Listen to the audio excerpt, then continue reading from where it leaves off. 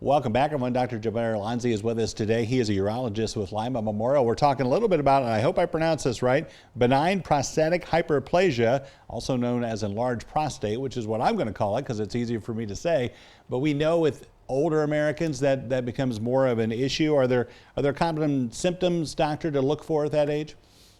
Good morning, and thanks for having me. Yeah, absolutely. Enlarged prostate is very common. Men ages probably 45 or 50 and older, probably 1 out of 2 or 1 out of 3, they tend to have symptoms. So the common symptoms, some of my patients call it old man symptom or syndrome.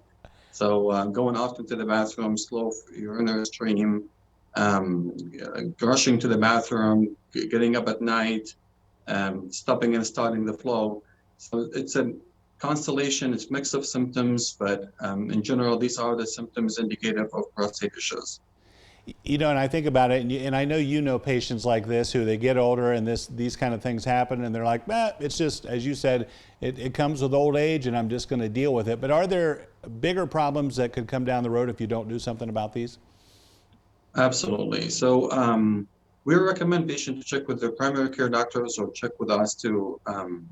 So the theory behind, or the approach was back in the days where the doctor walks in the hospital and say, whoever has urinary issues problems to have surgery right away.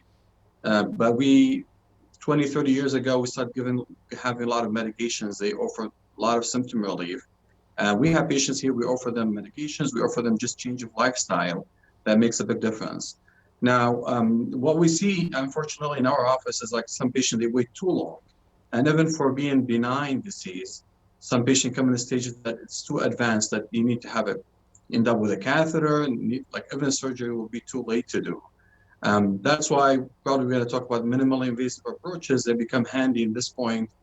Some patients, they don't want to be in medicine for the rest of their lives. We can offer them some other approaches that are like not a surgery per se, it can be done in the office, but also it can take care of the symptoms before they progress too advanced. Yeah, and as you mentioned, one of those minimally invasive techniques is called Resume. Explain what that is.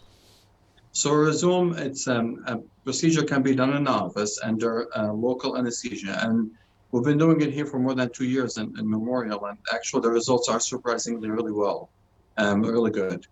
So it's a procedure that relies on in a simple concept, is that instead of killing the tissue, we disconnect the cells by sending steam, vapor, and that steam takes about like 9 seconds, goes between the cells, and then by this disconnection of the cells die on their own. So the effects are not immediate, but they start within 2 weeks, maximum 6 weeks.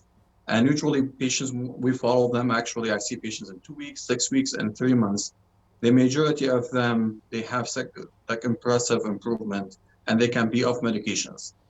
Yeah, it's amazing to see the technology even in the last few years. If folks have questions or want to set up a screening, especially if they have these symptoms, 419-998-8276, and they can get checked out. Dr. Alanzi, we appreciate it as always. Thank you so much. Thank you for having me again. You bet. Nice having you. We'll be back right after this.